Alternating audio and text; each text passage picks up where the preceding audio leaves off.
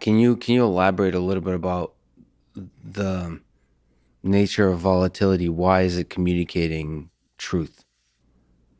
That's something that a lot of people are afraid of, is the volatility. Almost like it's a sign of chaos, and so they want to escape chaos. But you're saying that that's actually, whether it's chaos or not, I don't know, but it's getting us closer to the fundamental like reality that we should not be trying to escape. Yeah. So if we consider that the universe is pervaded by entropy, right? This is the second law of thermodynamics, is that every closed system tends towards greater disorder over time. And that life itself, again, I would argue expressed through the logos, life is the anti-entropic principle. It's the only thing that's converting entropy into order, chaos into order. And that's what entrepreneurs are doing, right? We're living at the edges of the known, and we're testing ourselves against the entropy of nature, trying to figure out new and better ways of saying, doing, or making things. And then if we do crack a code or figure something out, we then have a big incentive. The incentive is to get rich, right? Because then you have a new idea that you could then sell back into the marketplace. So it's this sequence of courageously confronting the entropy of nature and converting it into good and useful order, which, by the way, is like the ancient idea of God in Genesis, which I think is interesting, that actually enables us to construct civilization in these layers of anti-entropy or order, you might say. So today we live in a bubble of anti-entropy or order, like the coastlines are guarded by the nation, and the city has a certain police force that keeps it in order. Even the way we talk, like clearly the words matter, but also the nonverbal cues. All these things are like order that has been established over many, many, many thousands of years of human evolution.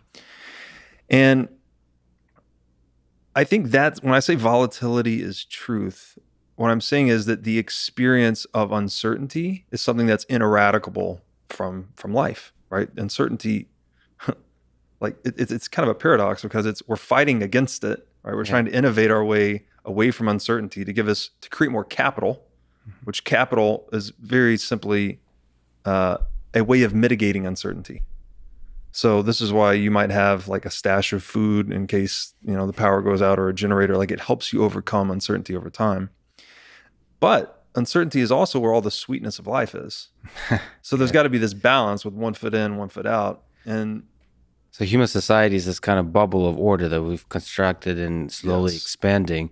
But at the edges, you're always going to have that chaos, that volatility, and that the entrepreneurs are kind of like jumping into that chaos, and some of them die, and some of them succeed. And so, like, if you want to grow this bubble of order, you have to be embracing the volatility at the edges. Yes. And reverence for entrepreneurship, because these are the people putting their neck out, so to speak, risking themselves.